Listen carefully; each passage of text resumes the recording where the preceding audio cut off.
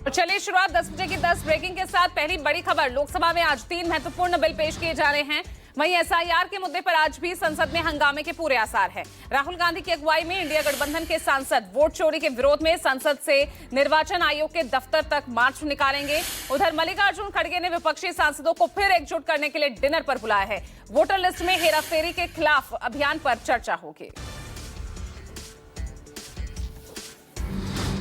दूसरी ब्रेकिंग, चुनाव आयोग ने आज 12 बजे बातचीत के लिए जयराम रमेश को बुलाया है। भारत निर्वाचन आयोग सचिवालय ने कांग्रेस सांसद जयराम रमेश को पत्र लिखा। पत्र में लिखा गया है कि चुनाव आयोग ने आज दोपहर 12 बजे बातचीत के लिए समय दिया है। पत्र में अनुरोध किया गया है कि स्पेस की कमी के चलते अधिकतम 30 व्यक्तियों की जो है सूची वो यहां पर उनसे शेयर करें, और इन पर अभी तक कांग्रेस सांसद जयराम रमेश की ओर से कोई भी प्रतिक्रिया नहीं आई है।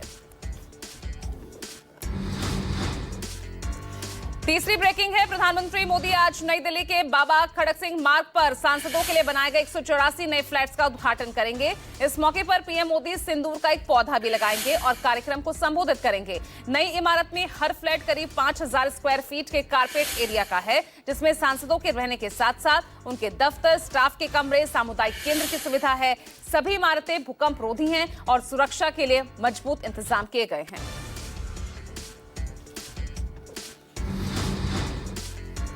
चौथी ब्रेकिंग, निर्वाचन आयोग ने बिहार के उप मुख्यमंत्री विजय कुमार सिन्हा को 2 मतदाता पहचान पत्र रखने के लिए नोटिस जारी किया है। विजय सिन्हा से 14 अगस्त तक जवाब देने के लिए कहा गया है। कल विजय सिन्हा ने सफाई देते हुए कहा था कि मैंने बांकीपुर से नाम हटाने के लिए आवेदन किया था और इसकी रसीद भी मौजूद है। विजय सिन्हा पर 2 वोटर कार्ड को लेकर तेजस्वी यादव ने भी फर्जीवाड़े के आरोप लगाए थे।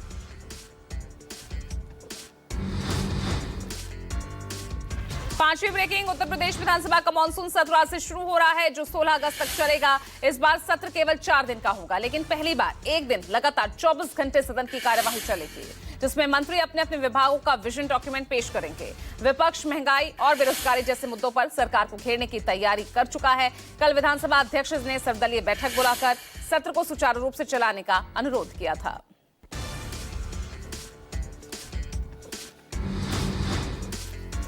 छठी ब्रेकिंग, अमेरिकी दौरे पर पहुंचे पाकिस्तानी सेना प्रमुख फील्ड मार्शल सैयद असीम मुनीर ने एक बार फिर भारत को गीदड़ भभकी दी। कहा, अगर भारत ने सिंधु नदी पर डैम बनाया तो हम उसे मिसाइल से उड़ा देंगे। इतना ही नहीं, मुनीर ने कहा कि सिंधु नदी भारत की निजी संपत्ति नहीं है और हमारे पास मिसाइलों की कमी नहीं है। खुद को विश्व गुरु के रूप में पेश करना चाहता है भारत, लेकिन वास्तविकता में ऐसा कुछ भी नहीं है।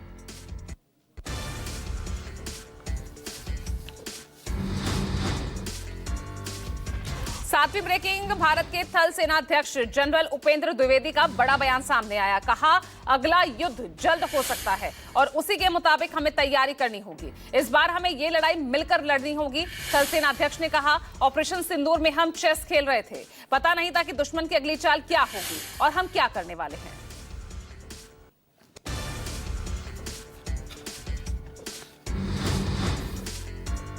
आठवीं ब्रेकिंग, इंदौर में भागवत ने शिक्षा और स्वास्थ्य सुविधाओं की महंगाई पर चिंता जाहिर की। कहा, भारत में महंगी शिक्षा और इलाज आम आदमी के पहुंच से बाहर है। पहले ये दोनों चीजें सेवा का माध्यम होती थी, लेकिन आज ये पूरी तरह से व्यवसाय बन गया है। भागवत ने कहा, आज समाज में सबसे ज्यादा जरूरत शिक्षा और स्वास्थ्य की है, लेकिन दुर्भाग्यवश आज ये दोनों ही सुविधाएं ना तो सस्ती हैं और ना ही सहज सुलभ।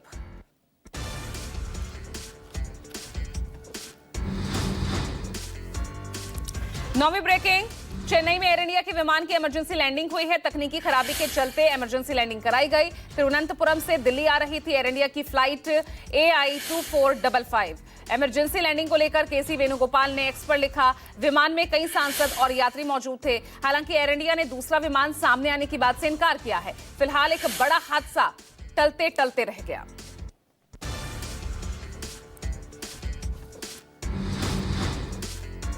10वीं ब्रेकिंग, रांची में भीषण सड़क हादसा हुआ है। बेकाबू कार ने एक परिवार के 3 सदस्यों को कुचला, जिनकी मौके पर ही मौत हो गई। घायल रेणु देवी को रिम्स में भर्ती कराया गया है, इलाज जारी है। बताया जा रहा है रेस्टोरेंट से खाना खाकर सभी लौट रहे थे और उसी वक्त ये हादसा हुआ।